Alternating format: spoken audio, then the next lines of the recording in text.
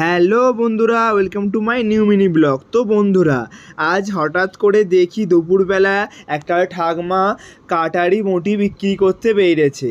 তো মাকে বললাম, মা দেখো, এই দুপুরবেলা মাথায় করে একটা ঠাকমা কাটারি বঁটি নিয়ে যাচ্ছে।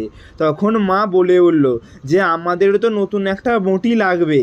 তো সেই জন্য আমিও ওই ঠাকমাটাকে ডেকে নিলাম। তো এখন আমার বাড়ির সামনে ঠাকমাটা বসে আছে, আপনারা দেখতেই পাচ্ছেন। তো আমরা দাঁড় করেছি দেখে আর একটা ঠাকমা এলো, এসে জিজ্ঞাসা করছে বঁটি এবং কাটারির দামগুলো, এবং আমরা আশা করছি দেখতেও পাচ্ছেন যে তিনি হাতে নিয়ে কাটারি বঁটিগুলো দেখছেন।